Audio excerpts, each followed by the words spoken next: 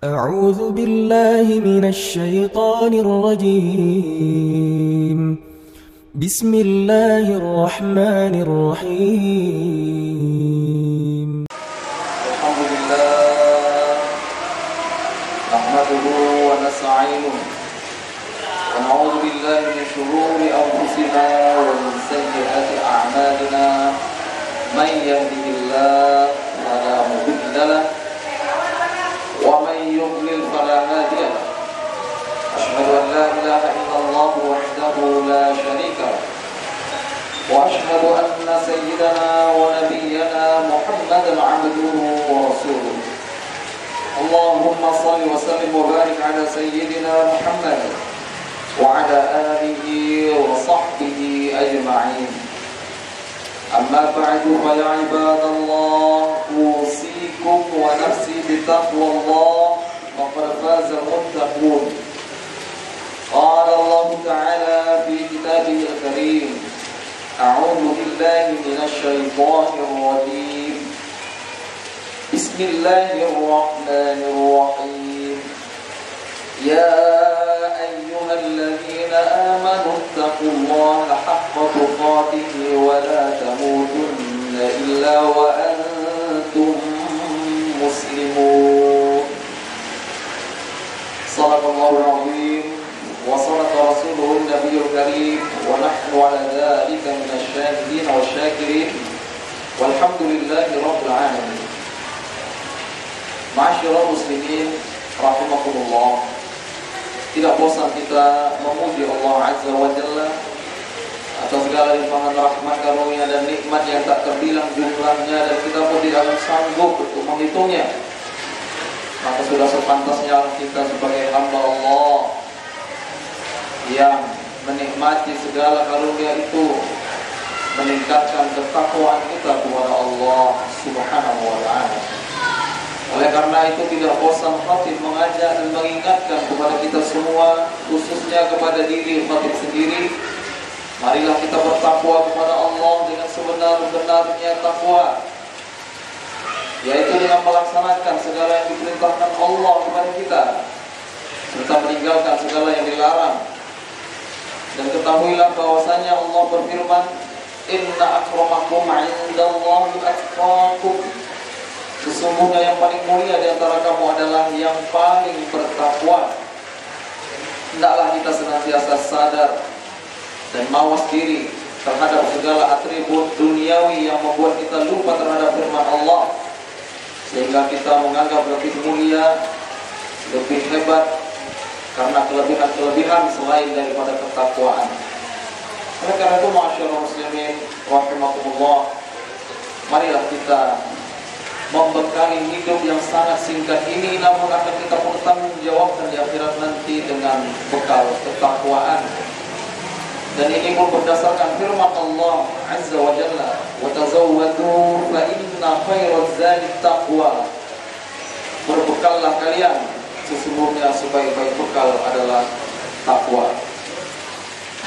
Ma'asyiral muslimin rahimakumullah, dalam kesempatan khutbah yang singkat ini, marilah kita mengambil pelajaran, merenungkan sabda baginda Rasulullah sallallahu alaihi wasallam yang diceritakan oleh Abu Hurairah, diriwayatkan oleh Imam Muslim, di mana Nabi sallallahu alaihi wasallam bersabda: Al-imanu bid'un wa sab'un atau bid'un wa sittun syu'bah. فأفضلها قول لا إله إلا الله وأدناها إماطة الأذى عن الطريق والحياء شعبة من الإيمان. Maknanya, ma'asyiral muslimin rahimakumullah, iman itu lebih dari 70 atau 60 cabang. Cabang paling utama adalah perkataan la ilaha illallah, dan yang paling rendah adalah menyingkirkan gangguan dari jalan. Imatatul adza 'anil thariq. Wal haya'u syu'batun minal iman. Dan malu, perasaan malu itu termasuk cabang dari iman yang 70 atau yang 60 sebagaimana disebutkan oleh Rasulullah sallallahu alaihi wasallam. Ma'asyiral muslimin rahimakumullah, jika iman itu diibaratkan satu pokok, maka pada pokok itu ada banyak cabang. Dalam satu riwayat dikatakan 60, dalam riwayat yang lain 70. Menunjukkan bahwa dari satu pokok itu menumbuhkan cabang-cabang. Rasulullah menyebut cabang yang tertingginya adalah perkataan la ilaha illallah, yaitu sebuah pengakuan tidak ada Tuhan yang berhak untuk disembah selain Allah semata. Itu adalah cabang yang tertinggi.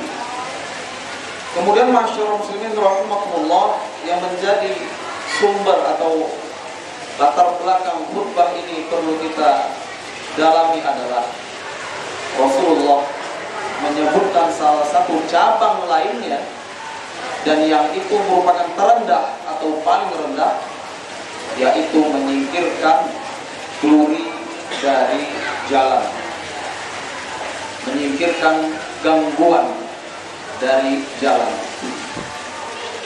Masyaallah muslimin rahimakumullah, senada dengan itu ada diriwayatkan pula dalam hadis yang lain, riwayat Imam Ahmad, ada dikisahkan tentang seorang laki-laki, bainama rajulun yamshi bi tariqin wajada ghusna syaukin 'ala at-tariq wa akharahu fa syakara Allahu lahu wa ghafara lahu. Saat seorang pria sedang berjalan, tiba-tiba ia mendapati sebuah dahan berduri yang menghalangi jalan. Kemudian ia pun menyingkirkan dahan yang berduri tadi, yang menjulur ke dahan karena akan dapat mengganggu orang-orang. Maka Allah bersyukur kepada orang itu dan mengampuni dosa-dosanya. Masyaallah muslimin rahimakumullah, kadang kita selalu menganggap bahwa besarnya pahala atau kecilnya pahala itu tergantung dengan susahnya yang kita perbuat, sehingga sering memandang remeh atau sepele perkara-perkara kebaikan yang kecil. Jika ini terjadi, maka kita salah dalam memahami cara penilaian Allah kepada hambanya, bahwa segala kebaikan meski terlihat sepele, terlihat remeh-temeh, tetapi bisa jadi itulah yang mendatangkan rahmat dari Allah Subhanahu wa ta'ala. Di antara hikayat yang sering dinukil adalah bagaimana ketika setelah Imam Al-Ghazali wafat, kemudian salah seorang muridnya bermimpi bertanya kepada Imam Al-Ghazali, apa yang diperlakukan Allah kepadamu? Lalu dalam mimpi itu sang murid menceritakan jawaban gurunya, yakni Imam Al-Ghazali. Kata Imam Al-Ghazali, Allah menempatkanku di satu tempat dan bertanya kepadaku tentang prestasi yang telah kuperbuat selama hidup. Maka aku pun menyebutkan berbagai macam kebaikan-kebaikan yang menurut Imam Al-Ghazali adalah prestasi yang baik. Ternyata, lanjut Imam Al-Ghazali, Allah tidak memandang apa yang telah kusebutkan tadi, melainkan satu kali pernah aku merasa iba terhadap seekor lalat yang sedang meminum air tinta di meja kerjaku. Aku biarkan lalat itu sampai hilang dahaganya, semata-mata karena sayangku terhadap salah satu ciptaan Allah itu. ternyata itulah yang dipandang oleh Allah Subhanahu wa taala, yang karena perbuatan itu Allah menempatkan Imam Al-Ghazali di tempat yang penuh kenikmatan.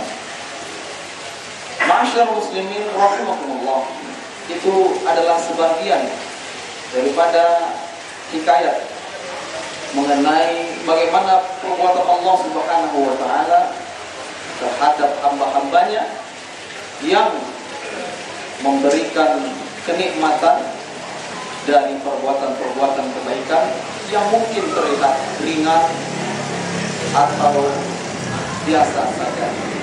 Oleh karena itu, masyarakat muslimin rahimahullah, para ulama tasawuf mengatakan atau memberi wasiat, memberi nasihat kepada siapa saja untuk tidak memandang remeh satu perbuatan amal, karena bisa jadi perbuatan yang dianggap remeh itu justru itulah yang menjadikan Allah mencintainya. Begitu juga diingatkan oleh para ahli atau ulama tasawuf untuk tidak memandang remeh terhadap satu dosa pun, karena bisa jadi dosa yang dianggap kecil atau remeh justru itulah yang membuat hidup seseorang celaka. Oleh karena itu, masyaallah muslimin rahimakumullah, jadilah insan-insan yang berbuat baik didasari karena keimanan kita kepada Allah. Berbuatlah baik karena memang Allah itu baik dan Allah menyeru kepada kebaikan. Dan identitas seorang muslim adalah orang yang baik. Oleh karena itu, jika ada di antara kita saudara-saudara kita yang berperilaku jahat, berperilaku keji, berbuat kemungkaran, membuat kerusakan, sesungguhnya dia sedang merusak identitasnya sebagai hamba Allah. Oleh karena itu, masyaallah muslimin rahimakumullah, marilah kita menjadi orang yang baik. Sekecil apapun kebaikan yang kita lakukan, itu tetap dipandang oleh Allah Azza wa Jalla. Dan ingatlah pesan Nabi SAW, siapa yang membuat orang dalam bahaya atau siapa saja yang menyulitkan urusan orang, maka Allah pun akan membuatnya dalam keadaan bahaya dan Allah pun akan menyulitkannya.